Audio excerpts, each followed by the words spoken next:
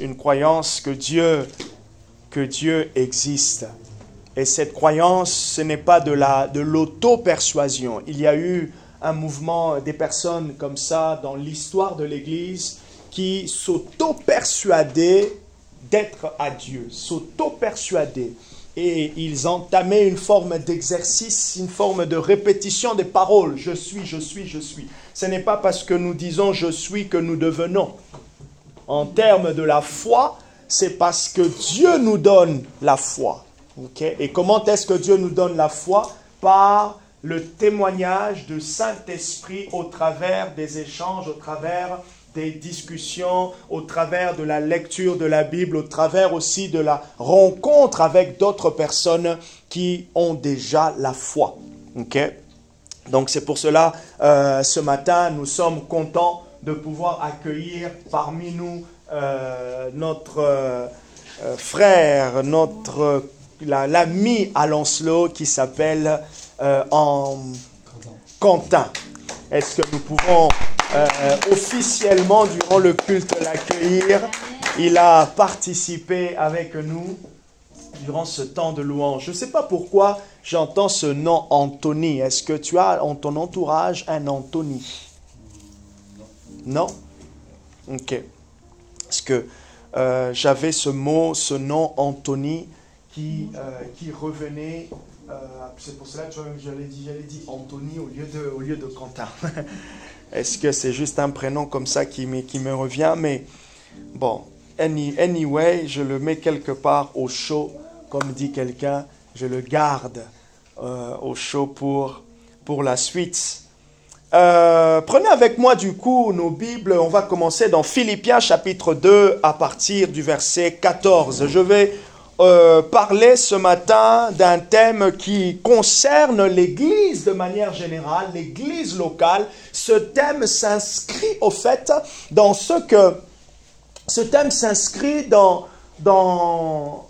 dans une dynamique des relations dans l'Église locale. Les relations dans l'Église locale. Et non pas simplement des relations, mais les bonnes relations. S'il y a une chose qui attriste, s'il y a des choses, il y a des éléments qui empêchent le Saint-Esprit, qui empêchent Dieu de pouvoir se manifester, de pouvoir se mouvoir, c'est lorsque, au sein de son peuple, les relations ne sont pas saines. Et lorsque je parle des relations saines, je ne me focalise pas sur la conscience, tout ce qui est péché, mais je parle aussi dans le domaine des comportements. Ainsi, mon thème ce matin, c'est murmures et frustrations, 2 points, comment bien les gérer. Murmures et frustrations, 2 points, comment bien les gérer. Vraiment, ce message est un message prophétique. Ce message est un message qui nous prépare pour l'année prochaine. Ce message nous prépare pour l'année prochaine. Vous savez, par moment, Dieu, quand on entend une prédication a 2 perspectives. Premièrement, elle nous enseigne pour le présent. Deuxièmement, elle nous prépare pour le futur. Une prédication, une parole de Dieu a 2 perspectives. 2 perspectives, c'est pas 4. 2 perspectives. Oh, ok, ça fait 4. 2 perspectives. La première, elle nous prépare pour le présent. Ça veut dire, elle nous enseigne présentement, on comprend des choses. Comme quelqu'un qui arrive dans une entreprise, qui arrive entre le premier jour de stage, la première semaine, qu'est-ce qu'on fait? On prépare son stage. Okay? On lui montre tout ce qu'elle devra faire. Voilà, la première semaine, c'est ce qu'on appelle la semaine de mise en place. Ça peut prendre 1 semaine, ça peut prendre 3 jours, ça peut prendre 2 jours en fonction de la durée du stage, mais aussi du poste que la personne va occuper dans l'entreprise. Et une prédication a 2 volets, 2 perspectives, toujours le présent. Pendant que tu l'entends, le jour où tu l'entends, Dieu t'enseigne maintenant toutes les informations qui sont données, ça a un sens. Deuxièmement, la deuxième perspective, et c'est celle-là qui est aussi la plus importante, c'est le futur. Comment est-ce que ce message est en train de te projeter dans le futur? Et dans le futur, souvent, on ne voit pas, on n'est pas encore prêt.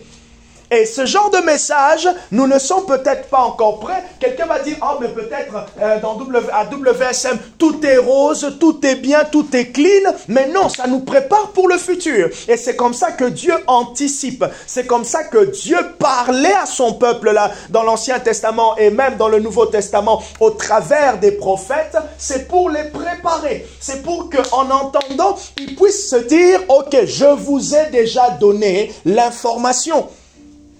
Murmure et frustration. Je racontais à Lancelot hier, dans la voiture, après notre week-end extraordinaire, notre week-end bénissant, j'étais en discussion avec j'ai rencontré en fait quelqu'un, une demoiselle, qui a étudié avec Barbara. Donc je la connaissais déjà très très bien, on était contents de se revoir. Et on était dans un supermarché exotique. Et on discutait, et là, on a commencé à parler des églises. On a commencé à parler des églises dans Poitiers. Et pendant qu'elle a commencé, je lui posais des questions concernant l'église où elle va, comment ça se passe. Elle est vraiment super engagée. Et elle a commencé à parler, elle m'a dit des choses. Tout ce qu'elle disait, c'est ce que je pensais. Et j'avais vraiment l'impression que le Saint-Esprit était en train de me parler à ce moment-là. J'avais vraiment l'impression, en fait, que notre discussion était une discussion bien ciblée et que Dieu était en train de me dire, effectivement, ce que tu es en train de prévoir faire, la manière dont tu es en train de vouloir engager les choses l'année prochaine, vas-y. L'année prochaine, c'est une année hautement prophétique. C'est une année où c'est pratiquement la deuxième partie de l'année de la prospérité spirituelle. C'est la deuxième partie de l'année de la prospérité spirituelle. Cette année, nous avons posé des fondements. Cette année, on a compris certaines choses. L'année prochaine, maintenant, Dieu nous dit, passez à l'action. On va faire certaines choses. Et parmi les choses qu'on va faire, le Saint-Esprit m'amène à beaucoup plus parler de l'expression de l'onction du Saint-Esprit à travers le prophétique, les dons prophétiques. Ok? Maintenant, s'il y a une chose qui bloque le développement du prophétique, donc le développement de l'écoute de Dieu, qui empêche, ce sont ces trucs comme les murmures et les frustrations. Et cette dame me disait, dans la ville de Poitiers, les églises, il y a beaucoup de chrétiens, mais beaucoup de chrétiens dans Poitiers sont des chrétiens blessés, des chrétiens frustrés. Des chrétiens, même de fois dans l'église, qui sont là, ils murmurent de tout et pour rien. Or, ça, c'est comme une gangrène. C'est ça, hein? C'est une gangrène. Quelque chose qui te tue à petit feu. Qui, au fait, aujourd'hui veut avoir, d'ailleurs, quand quelqu'un chope, bon, dans l'ancien temps, quand quelqu'un avait le sida, il a attrapé le sida. Moi, je me rappelle, quand j'étais au Congo, je suis originaire d'Afrique centrale, donc Congo-Kinshasa, quand on entendait simplement quelqu'un a le sida, on se dit, mais la personne, elle va mourir. Aujourd'hui, ce n'est plus ça. On vit longtemps, mais avant, tu entends quelqu'un, il attrape le sida, mais c'est directement, là, on se dit, mais la personne, elle est en fait, même elle-même, elle sait que là, elle est maintenant en train d'aller petit à petit vers sa mort. Hein? Oui, infréquentable. Oui, sexuellement parlant, infréquentable. Mais au-delà de ça, les personnes, les traitements, c'était peut-être un peu plus coûteux. Et donc, les gens mouraient à petit feu. Et plusieurs ne progressent pas dans leur vie chrétienne à cause des murmures et des frustrations. Et l'église de Jésus-Christ, j'ai eu une super discussion avec Marie.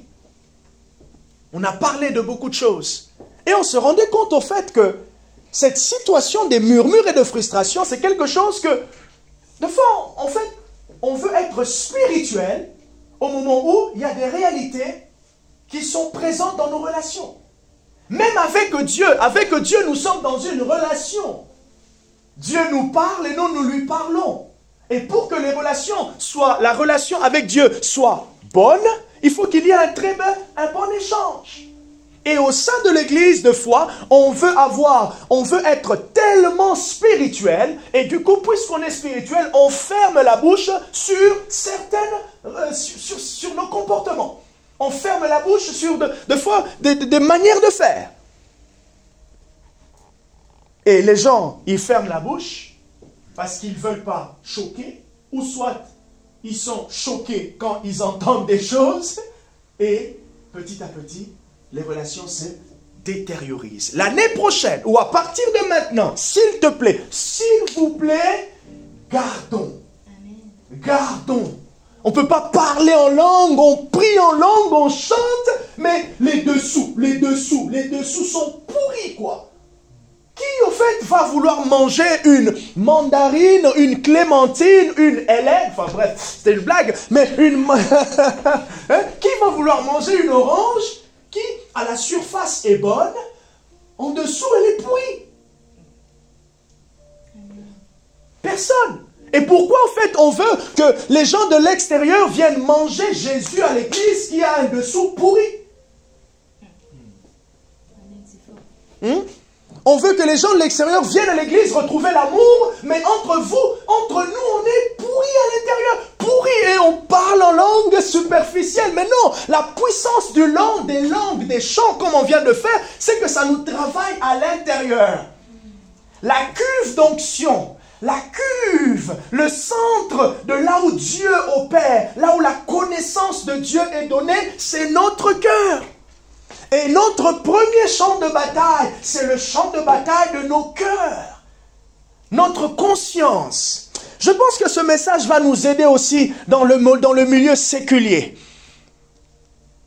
On murmure à longueur de journée. On critique. Comme l'autre fois, Christian nous disait, apparemment, le peuple français est un peuple qui murmure, qui critique, qui voit le mal partout. Ils ne sont jamais contents. En faisant juste un peu d'échange pour 30 minutes. Nous, on vient ici d'Afrique, on vient ici, on vous amène là-bas. Faisons un peu d'échange. Hein, Marie, on fait un peu d'échange. Allez, tiens, prends ma carte d'identité. Ok? On murmure, on critique. Regardez Philippiens. Je suis dans mon message. Non, l'année prochaine, le Saint-Esprit veut que le Saint-Esprit veut que son église soit une église pure. Soteria glomia chote.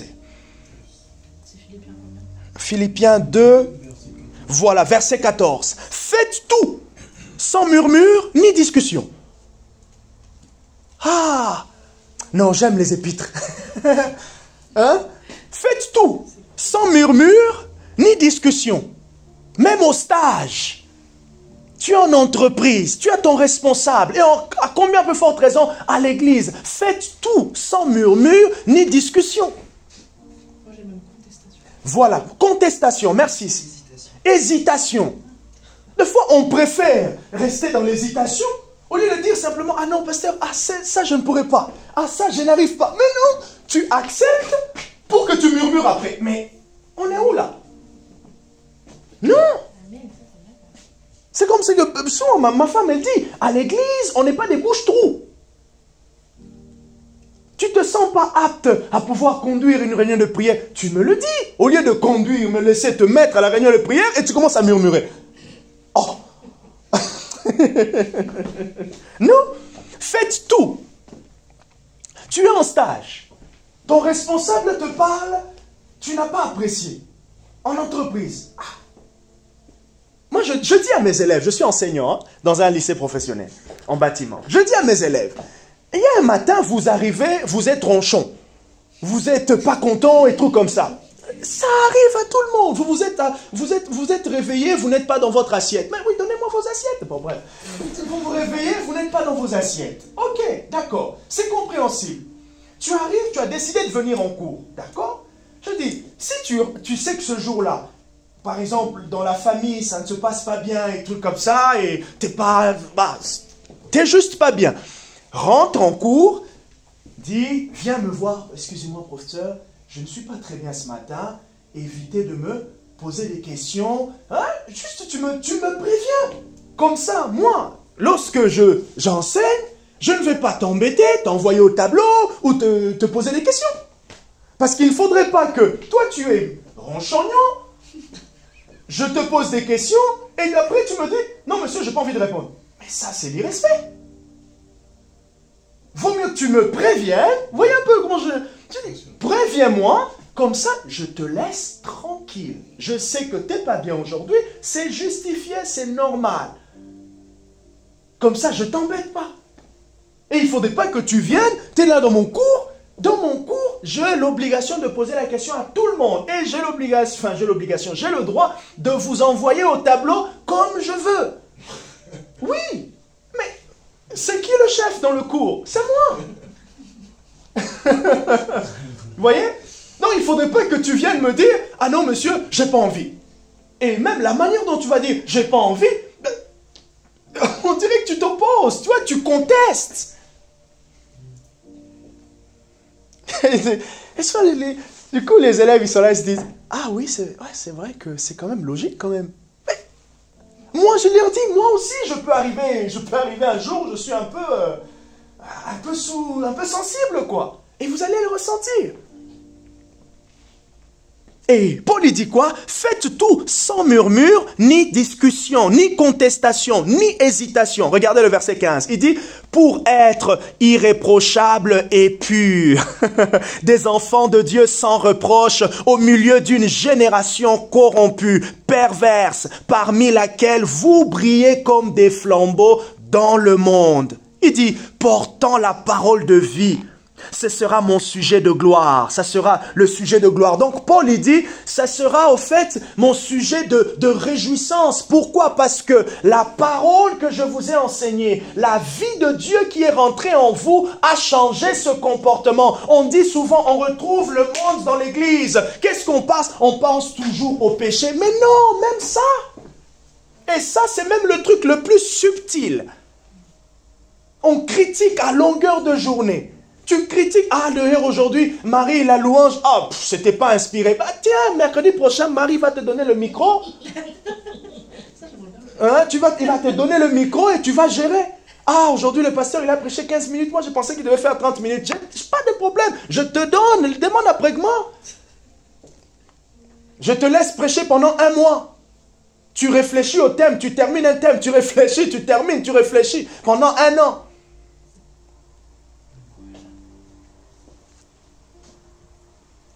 Dans l'église, on critique. Et une des critiques, des murmures, des contestations qui ne construisent pas. Ça ne construit pas. Je ne dis pas que les critiques ne sont pas, elles sont mauvaises. On parle de la bonne critique, les critiques qui construisent. Il faut améliorer les choses. Voilà, qui apportent l'amélioration. Où on se pose des questions. Et d'ailleurs, la bonne approche, c'est toujours... J'aime bien, franchement, je veux le dire quand même. Il y a des fois, Rodrigo, des fois, il venait me donner des retours sur les prédications. Et des fois, à chaque fois qu'il me parlait, tu sens qu'il t'approche avec du recul, premièrement. Il t'approche avec le respect.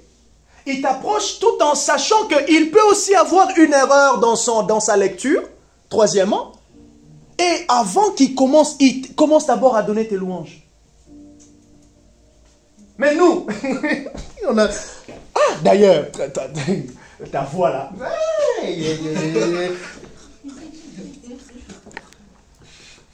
Même au travail, vous voulez approcher votre supérieur. Ah, excusez-moi, je voulais vous dire telle chose. Commencez d'abord à donner les louanges, dire combien sa position est intéressante en votre faveur. Vous savez que la Bible dit, hein, même lorsque vous avez des conducteurs mauvais, c'est pour votre bien. Même lorsque vous avez des pasteurs, un pasteur il est entre guillemets mauvais, c'est pour votre bien. C'est la Bible, je sais plus ce passage-là, tapez sur Google. C'est Paul qui dit. Réjouissez-vous même lorsque vous avez des conducteurs entre guillemets, qui sont mauvais. C'est pour votre bien. Et aujourd'hui à l'église, au fait, les chrétiens veulent avoir des bons conducteurs, mais eux, ils ne sont pas des bons brebis. Des bonnes brebis. Ils veulent avoir des bons conducteurs, mais ils ne sont pas des bonnes brebis. J'étais en train de réfléchir ce matin. Je me suis dit, mais non, je dis, Jésus, quel privilège tu me fais quand même. Hein. On parle souvent avec le pasteur Rodin, on se dit, waouh, le privilège de souffrir pour Jésus. Et je me suis dit ce matin, Seigneur, si toi, Jésus, qui es le sauveur de ton peuple, tu ne les abandonnes pas, moi, je ne pourrais pas moi aussi, je ne vais pas les abandonner, mais c'est dur. Heureusement que nous avons tous un sauveur. Et pourquoi nous devons faire tout sans murmure ni discussion pour être irréprochables? Et le fait, être irréprochable ici, ce n'est pas être sans faute, non, c'est avoir un comportement décent. Faites tout sans murmure.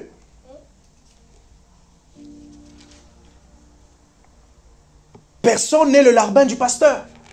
Et personne ne le sera. Mais nous sommes tous, et nous le souhaitons, être des esclaves de Christ. D'ailleurs, c'est le bon esclavage. Quentin a dit, oh. Non, c'est la bonne appartenance. Appartenance à Christ. Au moins, nous savons que nous avons un bon maître. Vous savez, dans l'Ancien Testament, quand il y avait cette réalité de l'esclave, d'avoir un esclave, et on gardait un esclave pendant à peu près 6 ans à 7 ans. Après ces 7 ans, si l'esclave sent qu'il a noué une très très bonne relation avec son maître, il décide de rester. Donc, nous sommes esclaves de Christ. Nous décidons de rester. Et l'apôtre Paul a dit, je suis esclave de Jésus. Je suis passé du mauvais maître au bon maître. Et Jésus est le bon maître. C'est le seul maître il t'appelle esclave libre.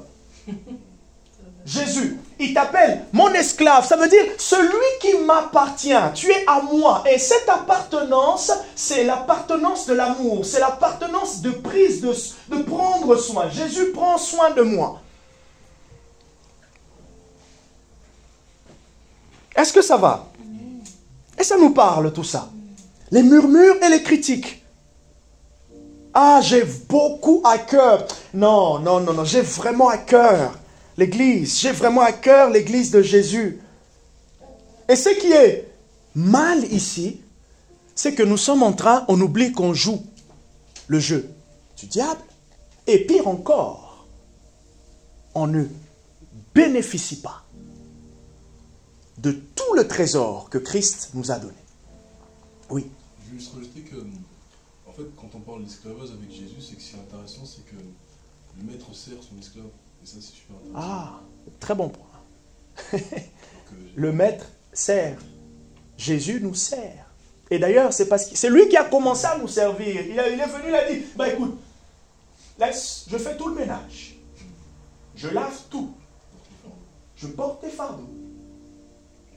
Donc c'est lui qui est allé faire les courses et c'est lui qui porte les poches, le cabas, le caddie. Et après il me dit, je cuisine. Et il me dit, viens manger. Jésus. Et il dit, faites tout sans murmure ni discussion. Alors, regardons ensemble quelques définitions. Et je veux nous donner aussi quelques causes des murmures. Et le but, c'est que on puisse arriver à des remèdes. N'hésitez pas à m'arrêter, n'hésitez pas à réfléchir à des questions si ça vous vient pendant que j'enseigne. C'est quoi des murmures? C'est des commentaires qui sont faits à mi-voix. Des commentaires qui sont faits à mi-voix. S'il y a un truc que j'aime pas lorsque j'ai mes élèves, c'est lorsque je parle et ils chuchotent. Non pas pour construire le cours, mais comme des contestataires. Ah, ça! Heureusement que je suis un peu loin parce que là, j'ai l'impression que Mike Tyson va sortir là. Oh mon Dieu! Non, ça va pas arriver, mais ça m'arrive, je dis, des fois je dis, non, arrêtez ça, c'est ce que ça, il y a des choses comme ça nous rend très sensibles. Des commentaires faits à mi-voix.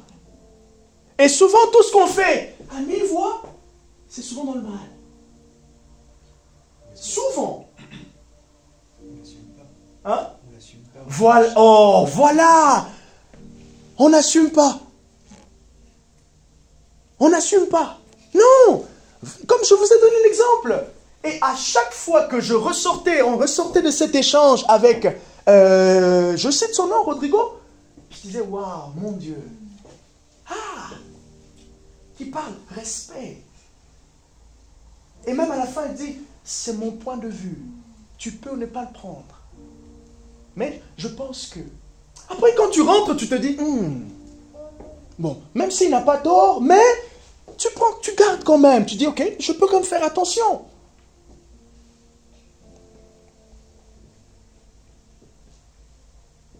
Mais imaginez quelqu'un, il te parle comme ça, non, tu rejettes directement.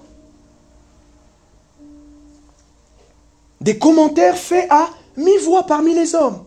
C'est quoi une frustration? C'est l'état d'une personne frustrée. Ça, vous avez compris. Mais c'est un sentiment de lassitude. À chaque fois, là où il y a des murmures, il y aura une frustration.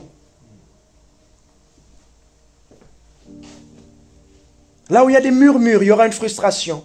Est-ce qu'on peut prendre ensemble dans l'Ancien Testament, Nombre, chapitre 12, versets 1 à 3? Et la Bible nous dit que le pire, c'est que les enfants d'Israël, ils ont murmuré contre Dieu. Hey!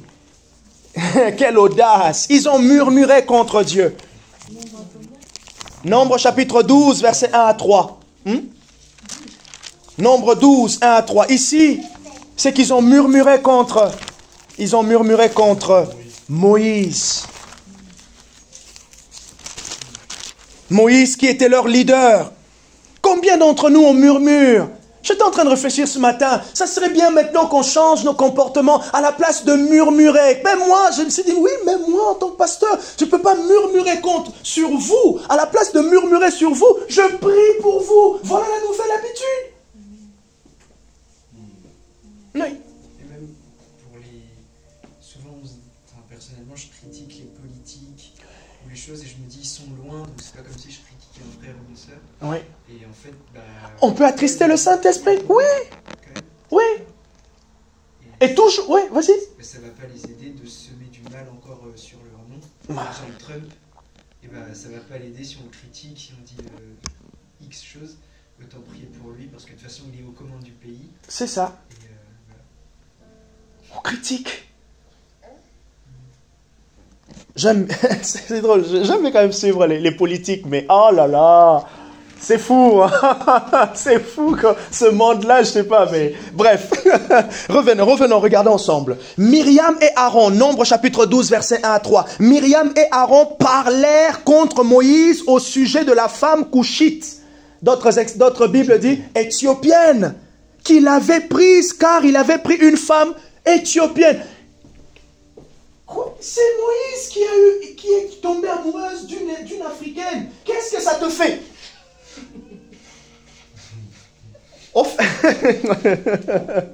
Certaines versions disent murmurèrent contre Moïse.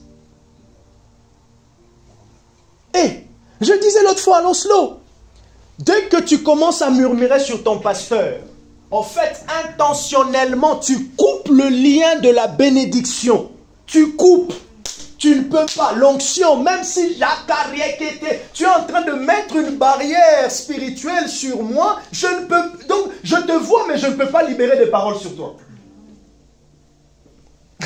Ah. Et d'ailleurs, c'est tellement des choses spirituelles au fait que quelqu'un qui est très sensible à l'esprit, il va sentir que je ne peux pas venir chez toi. Parce que tu sais que tu me dégages quelque chose qui me repousse.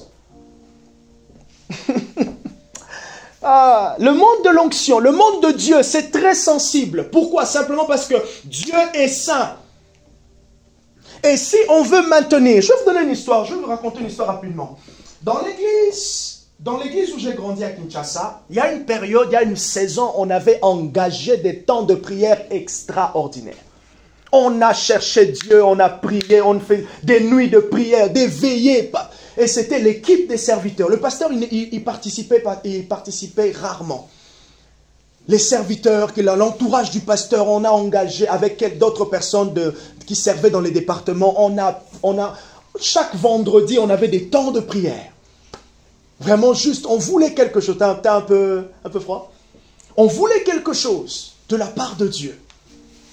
Et le Saint-Esprit a commencé à déverser sa grâce. Les dons ont commencé à se manifester. Les cultes, on avait 3 cultes dans la semaine. Mardi, vendredi et dimanche. C'était toujours de l'apothéose. La présence de Dieu, des délivrances, le prophétique, le Saint-Esprit commence à s'exprimer. L'interprétation des langues. À tel point que quelqu'un, une fois un frère, il y a une sœur qui a commencé à parler en langue. Il a pris une autre sœur. Il a dit, touche sa main. La sœur a touché sa main. Elle a commencé à interpréter. Comme ça. Comme si je disais, Marie, viens, touche la main de Christopher. Tu touches la main, Christopher parle en langue, tu commences à comprendre. Donc vraiment, on sent que Dieu était là. Et maintenant, quand Dieu est là comme ça, les choses deviennent encore très, très sensibles. Des petites choses commencent à rentrer. Ou du moins, la présence du feu fait toujours sortir la vipère qui est cachée.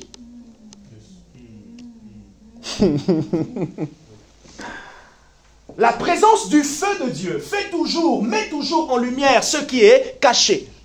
C'est pour cela on aime le feu de Dieu, mais vous allez voir, à chaque fois qu'il y a une augmentation de la puissance de l'esprit, il y a une visibilité des choses qui ne sont pas en cohérence avec l'esprit. Plus la lumière augmente, plus les ténèbres sont visibles. Et ça, c'est pour notre édification. C'est pour qu'on voit, au fait, ce qui doit changer. Là où Dieu est là, l'ennemi court, s'échappe à grands pas. Myriam et Aaron parlèrent contre Moïse au sujet de la femme éthiopienne qu'il avait pris. Et regardez, ils dirent, verset 2, « Est-ce seulement par Moïse que l'Éternel parle? Est-ce seulement par Marie que la louange peut se passer? Est-ce seulement par Prégma que le Saint-Esprit peut descendre? Est-ce seulement? Non. Si je dois répondre à Myriam et Aaron, non, Dieu passe par tout le monde. Dieu n'est pas obligé de parler au pasteur Jean-Marc avant de te parler. Mais c'est la position, le rôle que Marie joue fait en sorte que Dieu, par moment, il ne va pas court-circuiter le leadership établi. Nous avons tous bu à la même coupe. Nous sommes tous égaux devant Dieu, mais nous ne sommes pas tous égaux. Ouais, c'est ça. Égal. Égaux dans le leadership. C'est pour cela Paul dit clairement, dans l'église, Dieu a établi. Mais le même Paul a dit dans Romains chapitre 12, vous êtes le corps du Christ, les membres les uns les autres. Tu viens dans une église, tu parles mal du pasteur de l'église, mais... Et après on va mettre ça dans le sens de, mais je donne mon avis. Mais quel avis? L'avis du diable. La vie qui ne construit pas, ok, tu donnes ton avis. Est-ce que cet avis-là t'a permis de monter en avant ou cet avis a créé un froid avec le leader?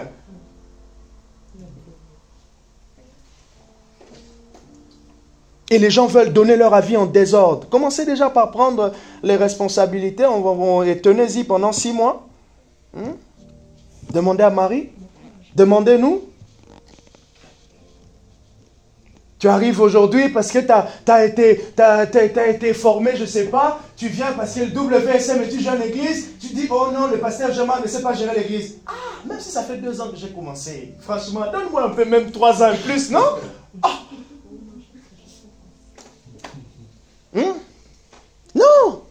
Et même nous, on arrive en entreprise. Tu es jeune diplômé. Tu veux critiquer la personne qui a 5 ans d'expérience.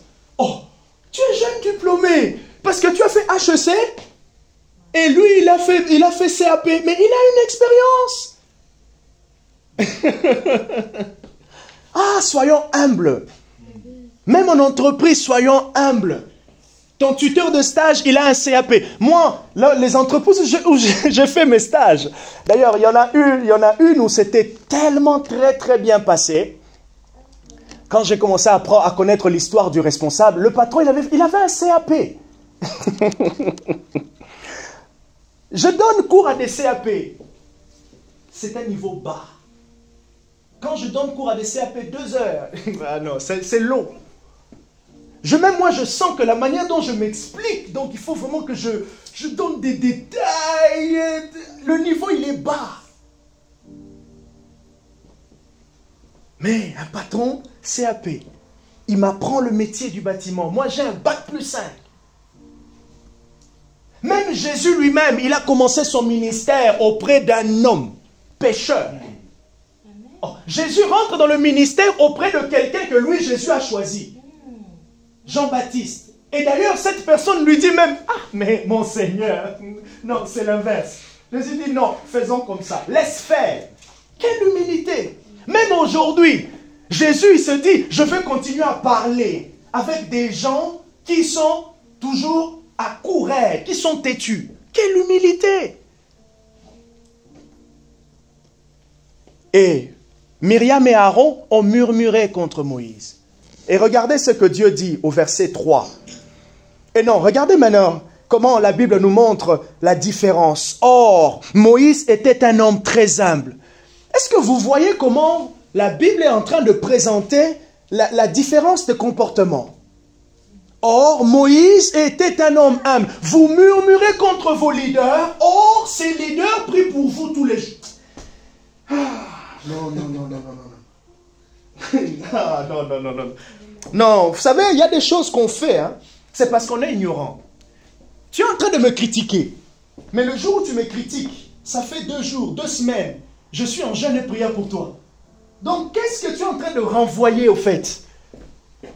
Même le diable, il est en train de rigoler. Mais il est bête. Même l'ennemi se moque de toi parce qu'il se dit, mais nous avons vu son pasteur prier pour lui. Son pasteur était en train de nous chasser et lui, avec son comportement, il est en train de nous appeler. Non. Arrêtons. Le pasteur, il prend 5 secondes, 30 secondes. Marie, les leaders, ils réfléchissent sur vous, sur nous. Ils portent quelque chose, ils portent un fardeau.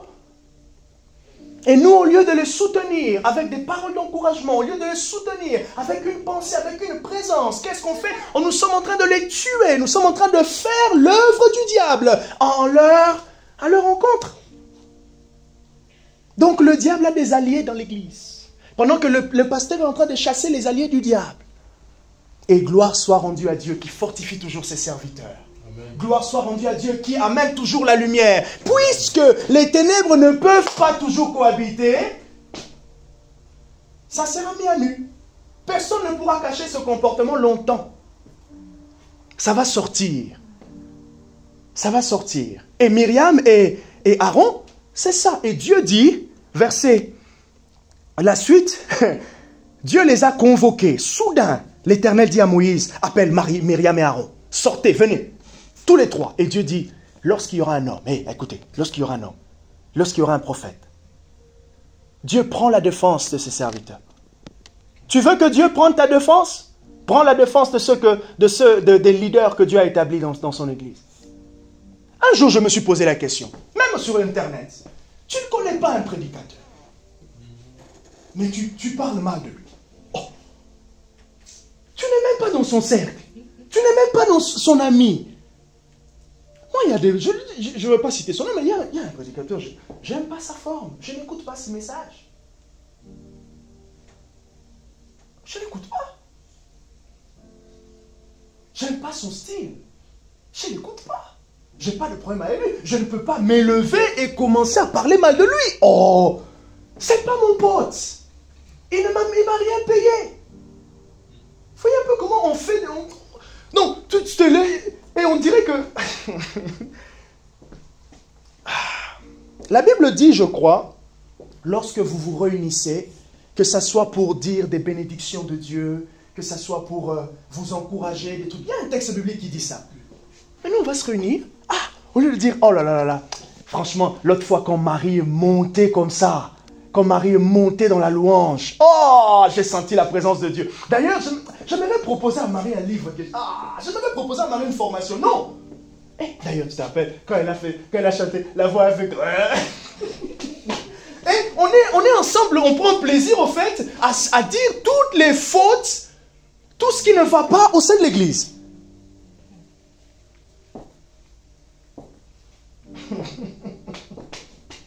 Mais du coup, est-ce qu'à la fin, on s'est posé la question, qu'est-ce qui nous avait encouragés? Non. Et on est content. Hein? Il n'y a que deux sources. Soit tu parles avec l'Esprit de Dieu, soit tu parles mal. Non, ça, ce sont des choses... Non. Et l'Église ne prospère pas. L'Église ne prospère pas à cause de ça. Plusieurs sont blessés par les pasteurs. Mais plusieurs aussi ont blessé les pasteurs. Ah, on va se guérir. Il faudra guérir. Il faudra guérir. Il faudra guérir. Et Myriam et Aaron ont parlé mal.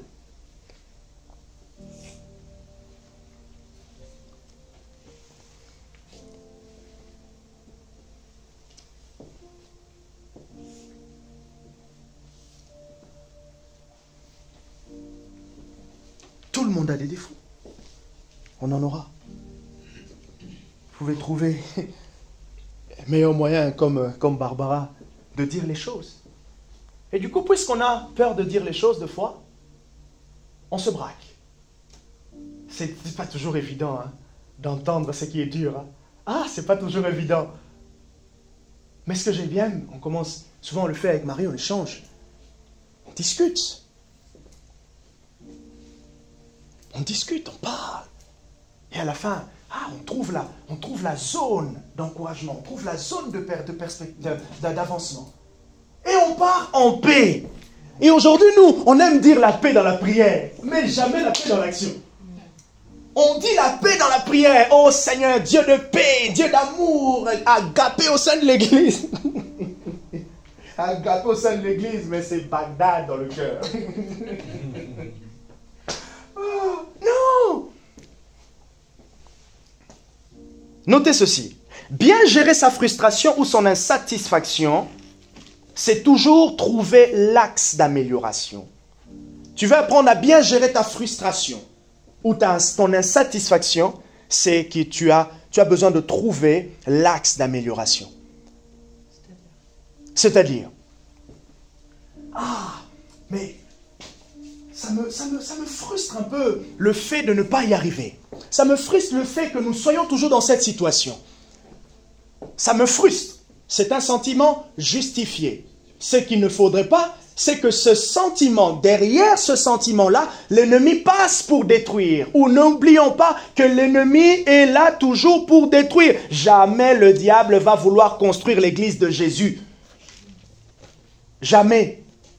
Si ça commence, c'est que le Saint-Esprit doit nous donner une mise à jour de la Bible.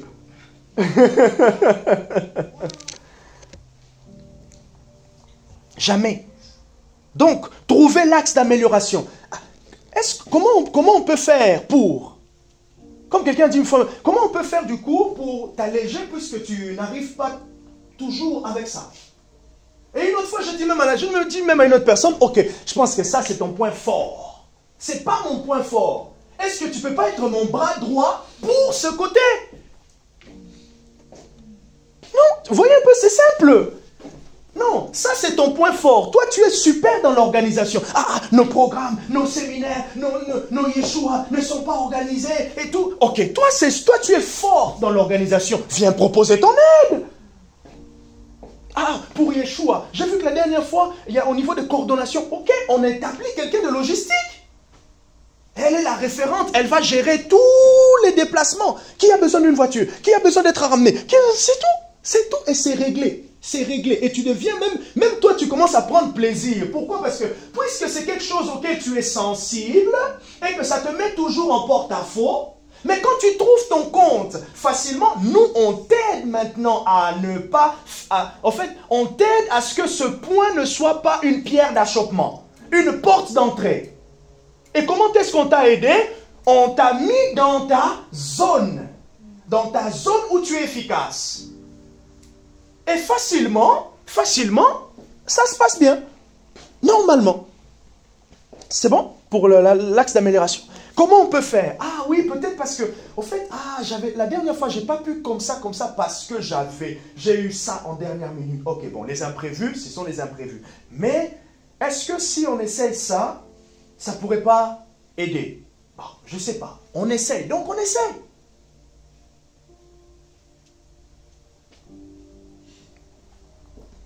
Souvent, on parle du bouclier de la foi. Mais est-ce qu'on a déjà pensé du bouclier de nos bonnes relations? Le bouclier de nos bonnes relations a préservé cela. Donc, bien gérer sa frustration, se trouver l'axe d'amélioration. Même la frustration, mais je ne réussis pas. La frustration, encore un loupé, encore un ceci. Pose-toi toujours la question, quel est l'axe d'amélioration? Qu'est-ce qui m'échappe? Qu'est-ce qui m'échappe? Qu'est-ce qui m'échappe? Qu'est-ce qui m'échappe? Souvent, je dis à mes stagiaires, lorsque on est sur des formations, tout ce qui est informatique, vous savez, j'ai dit, faites attention, la souris risque de tomber par terre. Faites attention, le clavier risque de se retrouver. Ok, vous avez fait un premier clic, un deuxième, vous avez essayé, ça ne marche pas. Arrêtez un peu, posez-vous la question, pourquoi ça ne marche pas? Vous voyez? On se pose la question. Et avant d'aller dans des conclusions. Moi j'ai vu qu'il ne m'aime pas. Il t'a dit qu'il ne t'aime pas. Mais ça se voit. En plus, on a des spécialistes de lecture des visages. Il a du mal à discerner la présence de Dieu, mais c'est facile de discerner que le pasteur ne l'aime pas. Commence d'abord à discerner les anges. Commence d'abord à discerner la présence de l'Esprit pendant que Marie chante. Alors là, tu pourras discerner l'état de mon cœur. Aujourd'hui, il était frustré, le pasteur. T'as vu comment il a parlé? Il était frustré, il n'a pas bien dormi. Isaac, je ne sais pas ce qu'il lui a fait. Je ne sais pas ce qu'Isaac lui a fait. Il n'a pas bien dormi. C'est mon fils Isaac. Non. Tu évalues d'abord. Aujourd'hui, il m'a ciblé. C'est parce qu'on avait parlé ça avec lui. En fait, vous savez que oui, certains de nos échanges m'inspirent aussi pour les prédications. Comme je l'ai dit au début, certaines prédications, c'est pour le futur. Je nous dis déjà pour qu'on fasse attention. Ne tombons pas dans cette erreur-là. Ne tombons pas dans l'erreur de la frustration, des murmures.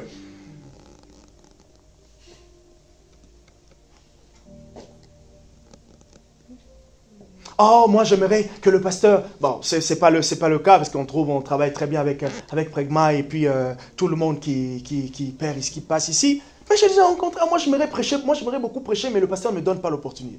Mais dis simplement, pasteur, j'aime vraiment intervenir beaucoup. Comment on peut faire? C'est tout. Moi... Oui. Tu bouillonnes. Oui, forcément par là, Marie, je bouillonne. Est-ce que... Tu peux pas faire la... On s'attend que ça vienne du ciel. Oui, on s'attend que ça vienne du ciel. Il y a des paroles de connaissance que j'aurai, mais je n'aurai pas toujours les paroles de connaissance pour te dire que tu bouillonnes. Non, viens me dire, pasteur, c'est samedi, je vais intervenir. C'est comme Pragma me dit, je vais prendre. Oui, prends, Pragma.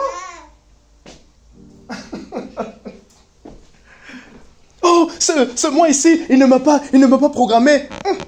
J'ai l'impression qu'il a quelque chose contre moi. Ah, non, non, non. Ah, vivons léger, vivons léger. Vous savez, quand vous êtes léger, même quand tu es en prière, tu es léger, quoi. Tu es léger. Quand je pense à Marie, je pense à KFC. Il faut pas que tu penses à Marie, tu penses... Non, parce qu'on avait mangé une fois à KFC avec elle. Sinon, vous allez dire, oh non, je l'ai catégorisé. Non, on a mangé au KFC, du coup, je pense au bon moment. Ah, bah, bon, ok, la prochaine fois, ça... Vous voyez, c'est ça, c'est comme ça. Il a demandé. Oh, applaudissons. Mais oui. Et Barbara me dit toujours, même en psychologie, il dit, fais connaître ton besoin, parle-en, fais connaître, parle. Communication, parle. Ah, ces derniers temps, je suis vraiment, c'est dur pour moi. Est-ce qu'on ne peut pas aménager? Tu anticipes? Est-ce qu'on ne peut pas aménager? Est-ce qu'on ne peut pas faire autrement? Ok, d'accord, pas de problème. Et si je te dis non, je tiens à ce que tu sois là. J'aimerais que tu sois là. Ok, je tiens à ce que tu sois là. Oui. Bon. Si j'insiste, peut-être parce que voilà, en tant que leader aussi, j'ai peut-être quelque chose que je veux vraiment que tu puisses le faire pour bénéficier de ça. Ok, là tu obéis, tu te soumets et tu avances. Et là, en faisant ça, paf, tu reçois de Dieu. Donc, bien gérer sa frustration, c'est aussi se poser les questions des axes d'amélioration personnellement. Parce que même la Bible nous dit, ce sont ceux qui sont insatisfaits qui reçoivent l'abondance. Quand tu es tout le temps frustré, tu es tout le temps frustré, ça peut être un bon côté si tu veux bien l'utiliser. Le bon côté, c'est quoi? C'est que tu es quelqu'un qui aime le meilleur, qui aime l'excellence. Mais maintenant, ton désir d'excellence, tu n'arrives pas à bien le gérer. Tu aimes l'excellence, tu aimes que les choses soient bien faites, soient bien faites, bien organisées. Ok, sois la personne qui organise, propose tes idées d'organisation. Parce que il se peut que toi, tu vois, tu sais bien, c'est comme un talent inné. Toi, tu sais bien placer les choses. Que les autres, ils le font, mais ils le font parce qu'ils peuvent, ils le font. Mais toi, tu es comme une tête pensante. Et des fois, quand tu le fais, tout le monde dit, waouh, c'était vraiment comme en industrie, quoi. Ça coulait tout. Fais.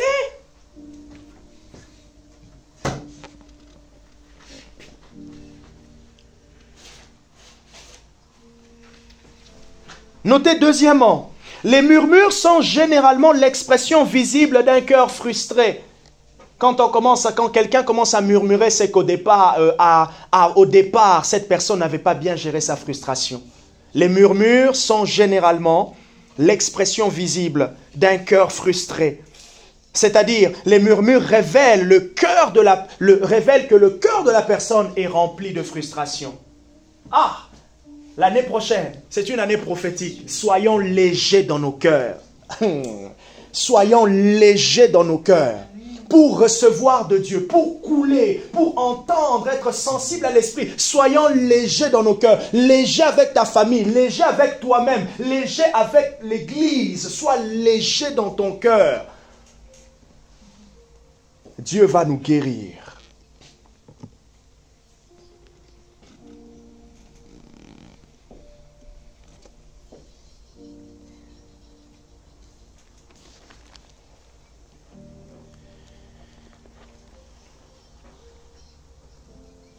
Et d'ailleurs, j'aimerais nous dire quelque chose ici, notez une parenthèse, vraiment une parenthèse que nous tous nous devons savoir. Vous savez que nos relations seront mises à l'épreuve.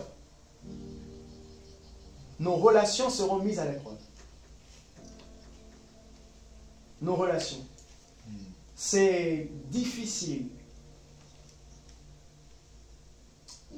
Je dis ouais, difficile, pas presque impossible. Quand vous passez 6 mois, 1 an, en entretenant une relation avec moi, les uns les autres, l'église, et qu'il n'y ait pas un moment de frottement. Même dans le couple, qu'est-ce qui se passe? On a commencé notre relation, on a fait face, moi et Barbara, à notre première dispute. Notre première, accrochage. Voilà, merci beaucoup, c'est ça le terme, le premier accrochage. C'est quoi le bienfait de ça? C'est que ça vous permet de vous connaître maintenant. Tu vois toujours ton copain, toujours souriant, vous vous êtes jamais accroché. Ah non, il faut. Dans une prédication, le pasteur Raoul Wafo, il dit à l'Assemblée, en vérité, si vous vous êtes jamais accroché avec moi, vous ne me connaissez pas vraiment. Voilà. Parce que ça montre aussi pas que le côté bien. Oui. Je sais pas. Et souvent, on veut aussi, même à l'église, qu'on ne soit jamais choqué. Que la prédication ne soit jamais rude. Ah non, c'est que je ne vous aime pas. Vous voyez? Et même Dieu me dit, Jean-Marc, tu n'aides pas ce peuple. Parce que tu vois et tu ne parles pas. Tu constates et tu ne parles pas. Dans ton cœur, ce n'est pas la joie. Mais pourquoi tu ne leur dis pas? Dans ton cœur, ce n'est pas la joie. Oui, tu as prié pour moi, oui. Tu as prié pour eux, oui. Maintenant, va voir, dis-leur dans la prédication. Ou avec un échange. Oui. Mais après, tu sais, quand même, tu parles par là des personnes, que tu sais, cette personne n'aime pas qu'on puisse faire des Ça, c'est un autre point du coup. Le livre des Proverbes est rempli. Les personnes qui n'aiment pas des reproches. Ce sont des personnes qui ne s'aiment pas eux-mêmes. Comment faire du coup? Comment faire? La Bible te dit, premièrement, va voir ton frère. Parle. Le frère n'a pas écouté, ce n'est pas grave. Essaye de trouver un deuxième témoin. Il n'écoute pas, laisse-le comme ça. Une prochaine fois, peut-être les erreurs, les conséquences peuvent l'enseigner. Ok? C'est vrai que ce n'est pas toujours évident quand quelqu'un ne t'écoute pas. Pas grave. Le temps va apprendre. Le temps est un meilleur enseignant. Les expériences, les circonstances sont aussi des meilleurs enseignants. Notez troisièmement, les murmures et les frustrations sont des manifestations de la chair que nous devons prendre au sérieux. Les murmures et frustrations sont des manifestations de la chair que nous devons prendre au sérieux. Et donc, si c'est des manifestations de la chair, il y a donc un fruit de l'esprit qu'on appelle la maîtrise de soi. Et la meilleure solution pour anticiper ces murmures, ces frustrations, c'est toujours prendre le temps d'aller voir son frère et de changer. Je n'ai pas compris ceci. Qu'est-ce que tu voulais dire? Quelle est ta vision? Qu'est-ce que tu voulais dire? Ah, franchement, c'est vrai que là, tu m'as bien bousculé. Mais si c'est pour mon bien, j'y vais. Même Dieu lui-même, il nous bouscule. Et d'ailleurs, si on n'est pas bousculé par la parole de Dieu, c'est que nous ne l'avons vraiment pas lue. Nous ne sommes pas prêts à la mettre en pratique. Parce que la Bible, comme on dit un peu, c'est dans un autre monde. Hein. C'est le prophète David ou le pasteur Rodin qui a dit le niveau moral de la Bible est tellement élevé. C'est le pasteur Rodin, hein? Oui, c'était le samedi. Oui, c'est le pasteur Rodin, oui, dans les formations, je crois. Ouais. Le niveau moral de la Bible, on ne retrouve pas. Hein? Ce n'est pas dans la Constitution française, ni même celle du Congo. Et on ne retrouvera jamais dans aucune constitution. Le niveau moral de la Bible, le niveau moral, le standard moral, tellement élevé, on n'y arrivera jamais. Par nos efforts, on n'y arrivera jamais. Mais nous sommes arrivés à cause du lien avec Jésus. Parce que Christ a touché ce standard moral pour nous. Nous avons cru en lui. Son obéissance nous a été comptée comme justice. Vous voyez? Et donc, du coup, maintenant, devant Dieu, c'est comme si nous avons une moralité parfaite. Et maintenant, Paul, il nous dit, vous avez devant Dieu une moralité parfaite, Dans vos actions, exprimez-les maintenant. Évitez de vous mentir les uns les autres. Évitez de murmurer les uns les autres. En faisant ça, nous sommes en train d'exprimer, nous sommes en train de mettre en pratique la moralité que nous a été donnée à travers notre union avec Jésus. Murmures et frustrations sont des manifestations de la chair que nous devons prendre au sérieux. Quatrièmement, pour des relations fraternelles saines et prospères dans l'église locale, nous sommes appelés à éviter les murmures et les frustrations diverses. Pour des relations fraternelles. L'année dernière, on fait un repas ici à l'église. On fait un repas. Extérieurement, tout était beau. Le même soir du repas. Boum. Oh, les gens, ils ont mangé séparés, il n'y avait pas d'union. Mais tu ne t'es même pas levé pour dire, unissons-nous. Oh. Tu vas juste te critiquer pour dire, ah d'ailleurs le repas, c'était pas uni. Oh, mais c'est toi qui as remarqué ça. Moi, je ne l'ai pas vu. Voilà. Tu viens voir le pasteur à la fin, tu dis, ah pasteur, c'était une très bonne idée. Ouais, c'était une très bonne idée ce repas. Par contre, j'ai constaté comme si. Donc, la prochaine fois, pasteur, ce serait bien qu'on fasse ça, mais au lieu que tout le monde se serve comme ça, mais on se met. C'est ça, quelqu'un qui est construit. Mais nous, on est toujours. Ah, t'as vu, c'était pas bien organisé. T'as vu, c'était.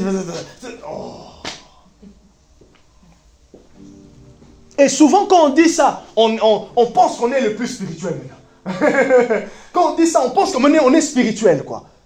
C'est nous qui avons la bonne lecture. Oh, orgueilleux. Dieu te dit, non, tu es orgueilleux. Ouais. Je pense qu'en tant que chrétien, on doit cultiver cette bienveillance. C'est-à-dire essayer de dire les choses de façon à ce que ça ne puisse pas blesser l'autre. Bienveillant, de manière bienveillante. On peut même être humble, mais dire les choses sans forcément faire attention. Et oui, et même quand tu as dit certaines choses et que tu as blessé, même quand c'est une vérité, tu dis, ah, excuse-moi. Je pense, ah, ça peut être dur à entendre, c'est vrai, mais vraiment, si tu peux compter sur l'état de mon cœur, et même quand tu dis si tu peux compter sur l'état de ton cœur, veille aussi, tu peux te dire aussi, ah oui, c'est vrai que peut-être mon cœur peut, oui, non, avec humilité, tu gardes, parce que l'important ici, c'est que la communion de l'esprit, notez ce texte, Éphésiens chapitre 4, versets 1 à 3. Efforcez-vous de maintenir la communion de l'esprit. Quand je viens avec joie. Soit je donne un chèque, soit je donne une bise à Marie. Je viens avec joie. Et on enchaîne la louange. Je ne viens pas en pensant, en ayant le cœur lourd envers Marie. Enfin, je prie exemple, hein. Rassurez-vous, je fais un exemple. Oui, bah voilà, il y a beaucoup. Hein? Ah bon, je change alors. Je prends qui? Je prends Quentin ou je prends Bénédictin? Non, je prends Christopher. Ok. Pour des relations fraternelles saines, même entre nous, même entre potes. Et encore pire, en famille. Aïe, aïe, aïe, aïe, aïe. Ouh. En famille, c'est là où c'est... bon, ça explose. Oh. Et tu parlais de l'approche de Rodrigo tout à l'heure. L'approche est en fait tout aussi importante que la critique. Ouais. Si tu as la critique constructive mais pas la bonne approche, tu braques les gens. Voilà, tu as la critique constructive, mais tu as la mauvaise approche. Oh, moi je suis en train de t'écouter comme ça, je mets déjà une croix. Dès que tu termines à parler, je dis ok, déclassé. Oui, déclassé. D'accord, oui. Ça, tu dis,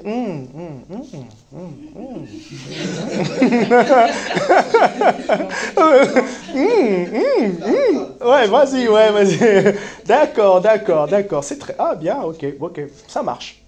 C'est bon? Okay. Bon. Non, une critique constructive, l'approche, bonne approche. La forme et le fond, c'est important.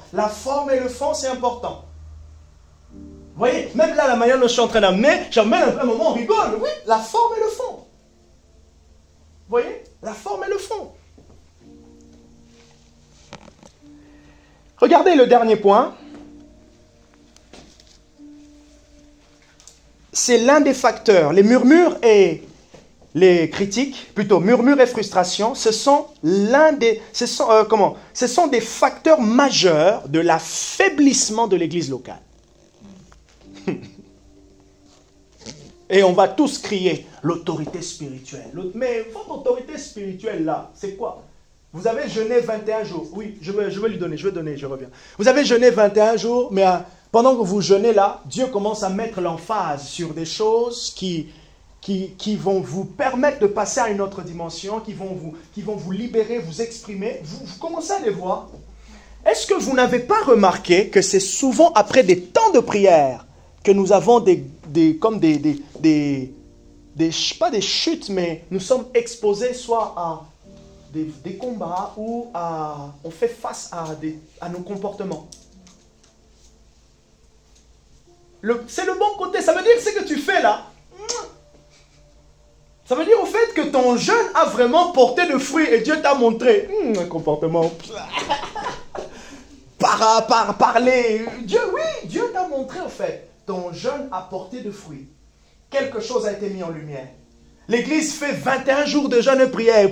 On vit des moments de feu. La semaine où on a terminé. Et d'ailleurs, tu sais, le pasteur entend quelque chose sur lui. Oui. Dieu a répondu au jeûne et prière. Vous voyez? Quelque chose est mis en lumière pour qu'on puisse traiter, pour qu'on puisse tuer, enlever ça, opération chirurgicale. Et souvent ce que nous on aime, on veut toujours enfoncer. Non, c'est pas grave. Oh, c'est pas grave, ça te met dans tous ces états. Non, c'est pas grave. Non. Dis à ton maître de stage, s'il te plaît, ça m'a... Comme une fois, je vais encore reprendre Marie. J'avais dit que je passais à autre chose. Mais... Non, mais elle nous racontait quelque chose qu'il a apprécié. Et elle a même eu le sentiment du témoignage intérieur de l'esprit qu'elle était chrétienne. Dans son entreprise, avec un de ses maîtres, ses responsables. Tu te rappelles, hein? Non? Bon. Elle arrive comme ça, elle sent de l'animosité sur la personne. Oh! Mais qu'est-ce qu'elle m'a fait? Elle m'a rien fait. C'est le premier jour que je la vois, je l'aime pas. Oh, oui, tu as le droit de ne pas apprécier. Oui, sa manière de parler. Ah, du coup, tu veux lui changer sa manière de parler? Et après, elle rentre, elle dit à Dieu, mais non, je peux pas être comme ça. Enfin, et elle prie. Et le lendemain, le Saint-Esprit change. Lui donne quelque chose et elle était joyeuse envers cette personne. Et nous, qu'est-ce qu'on va dire? Ah non, cette personne, elle a des mauvaises ondes. Ah! Quel discernement. Ok, bon, elle a de mauvaises ondes. Mais cela n'exclut pas que le fruit de l'esprit s'exprime. Oui, même elle a dit oui. Cela n'exclut pas que le fruit de l'esprit s'exprime. Vous voyez? Murmure et critique. Comment bien les gérer? Murmure et frustration. Comment bien les gérer? J'ai dit que bien gérer sa frustration, c'est trouver un axe d'amélioration, premièrement. J'ai dit deuxièmement que les murmures, ce sont l'expression d'un cœur frustré. J'ai dit troisièmement que les murmures ne sont pas bien gérés. Ah oui, ça c'est un point que je n'ai pas dit. Les murmures et la frustration sont des manifestations de la chair. Ça c'est en troisième point, c'est ça, hein? Voilà. Et quatrièmement, pour des relations saines, des relations fraternelles saines dans l'Église, saine et prospère, j'insiste, saine et prospère. Nous sommes appelés à éviter ça, les murmures et les frustrations diverses. Et cinquièmement, c'est ça? C'est l'un des facteurs de l'affaiblissement. Ça, peut-être je continuerai prochainement. Ah, ça affaiblit l'Église. S'il y a une chose qui est horrible, c'est que tu as l'impression d'être fort. Ou soit légalement, bibliquement, Dieu t'appelle fort. Dieu vous appelle fort, mais dans l'expression, vous êtes faible. Et ça, c'est la réalité presque de toutes les églises dans Poitiers. Nous sommes faibles à cause de ça. Entre les pasteurs. Chez nous au Congo, sur chaque rue, il y a des églises. Mais tu entends les poisons qui circulent tout le monde s'empoisonne. À tel point que un pasteur, il est invité dans une église. Il a sa bouteille d'eau. Il ramène même son micro. Il a peur. Vous imaginez? Marie, tu gères ton équipe comme ça. Dans ton équipe, quelqu'un met... Ah, non, quelle méchanceté! Dans ton équipe, comme ça, quelqu'un met un poison là, le jour où tu chantes, tu arrives à la maison à 13h, t'es mal, t'es à l'hôpital à 15h, à 17h, t'es à la morgue. Oui. Ah, oui. Mais oui! Des gens, le pays est chrétien, le pays est croyant. Même Quentin, il s'étonne. Même le monde s'étonne. Hein? Oui, même ici. Vous êtes serviteur de Dieu, vous parlez de l'amour. Jésus a dit, on vous reconnaîtra avec l'amour. Et on se tue. J'arrive, je suis invité quelque part à Paris, je pars avec ma bouteille d'eau, ma gourde, vous savez ma grosse gourde que Barbara m'avait achetée là. Je la remplis. On ne sait jamais. Ou soit si on me donne un micro, comment ça s'appelle? La bonnette là, c'est la mienne. Je l'ai bien lavé, je suis rassuré. Le lieu, là où nous devons être sécures, c'est là où on est tué. Et c'est pour cela, du coup, les gens n'ont plus confiance à l'église. Mais qui a détruit l'église? C'est nous-mêmes. Les diables, nous l'avons aidé. À partir d'aujourd'hui, nous coupons les aides. Donc, il avait introduit son dossier. Pas de réponse. Comme à la CAF. Invalide. Non, vous ne remplissez pas les cases. Est-ce que ça va pour ce matin? Je vais m'arrêter là. Nous sommes en train de terminer.